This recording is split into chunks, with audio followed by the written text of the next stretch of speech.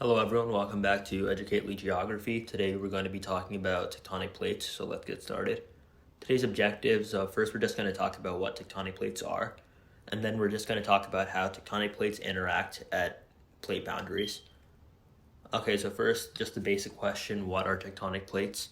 The tectonic plate system is just a set of moving masses or slabs of Earth that make up the Earth's lithosphere.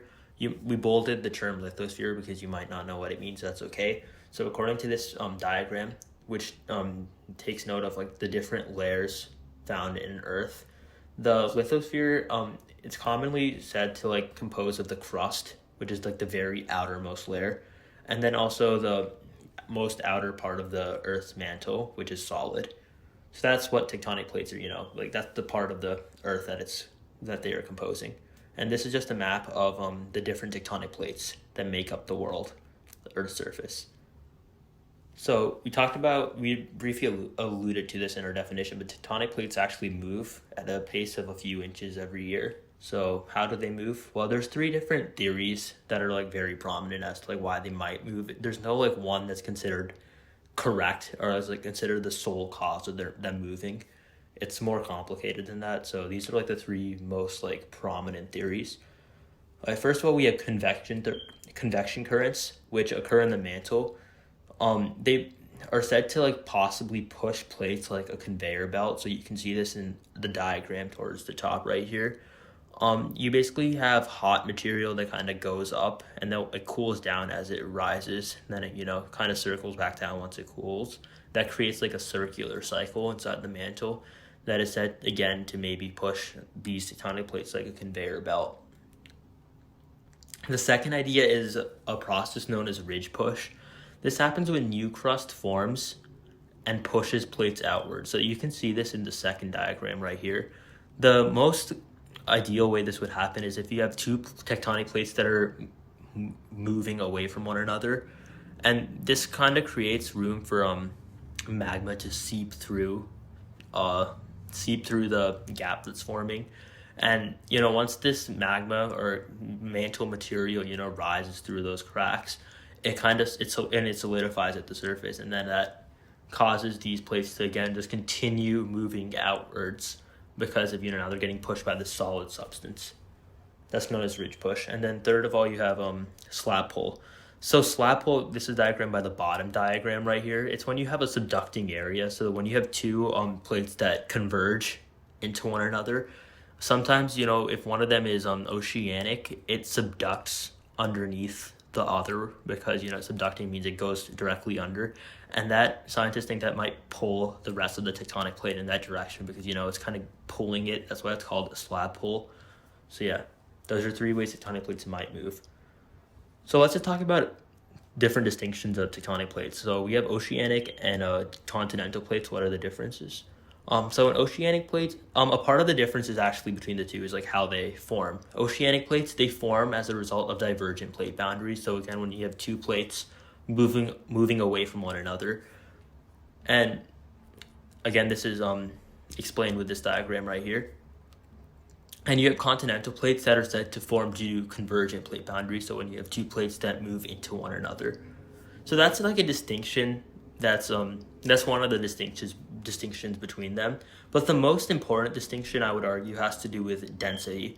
Because oceanic plates, they're denser than continental plates. Because of the way they form, they tend to have different materials that make them up compositionally speaking. So oceanic plates are denser. And as a result, oceanic plates, they sink deeper into the earth, even though they're actually they tend to be less thick just from the way they form. They're denser, so they sink more at least compared to continental plates. And because they're denser, they subduct under continental plates. And this is really the key of this and the key of the difference between oceanic and continental plates. They subduct under continental plates at convergent boundaries, where these two tectonic plates are colliding into one another. So if you have a continental plate and an oceanic plate that are converging, the oceanic plate will pretty much always subduct underneath the continental plate as a result of greater density. This is also part of the reason why oceanic plates, again, they tend to be underwater because they sink deeper into the lower layers of the earth because, again, they're denser. So yeah, and this is very important when we're going to talk about plate boundaries, and later we talk about, in a different video, we talk about how volcanoes form, subduction of an oceanic plate. That's like pretty much the main way volcanoes do form. So yeah, we kind of already alluded to this. So what are the three types of, tectonic boundaries, tectonic plate boundaries? So the first is divergent plate boundaries. We talked about this already. You just have two plates that are moving away from one another. And as they're moving away, this can create volcanoes or volcanic eruptions because magma now has the ability to seep through the cracks as they're moving away and, get exposed on the surface. That might create volcanoes. Here we have two illustrations of that. One is on the right, we have that happening with two oceanic plates. It creates a ridge, that's what we call this. And again, that creates new crust because, this new magma is solidifying and new crust is being created with this process. That's known as oceanic crust if it's two oceanic plates. Then we have an example with land. Next up, we have transform plate boundaries. We haven't talked about this yet in this video. Basically, you just have two plates that are kind of sliding against each other, but they're not really running they're not running in the same direction, as in they're not converging and they're not diverging opposite one another. They're just again sliding parallel to one another. These tend to create very strong earthquakes because, again, you can imagine all the friction that occurs between these two plates as the rocks inside they grind past one another. This creates really strong earthquakes. Right here we have a picture of the 1989 earthquake in San Francisco in the California area. Very destructive earthquake, and that's why that particular plate boundary, the San Andreas Fault, has many powerful earthquakes and is predicted to have many more because it's a transform plate boundary. Lastly, we have convergent plate boundaries. Again, this is when two plates collide into one another, and this can create a lot of different things. When you have two continental crusts, this picture right here talks about an oceanic crust colliding into a continental crust, a continental plate. When you have two continental plates that collide into one another, the result is a very large mountain range because, if you have two continental plates colliding into one another, one of them is actually, most of the time, there won't be any subduction, which would create volcanoes. You would just have kind of a crumpling effect, and then it would just create a massive mountain range. An example of this can be seen in the Himalayas in Asia. You can also have other combinations, like right here we have an oceanic plate or crust colliding into a continental plate or crust.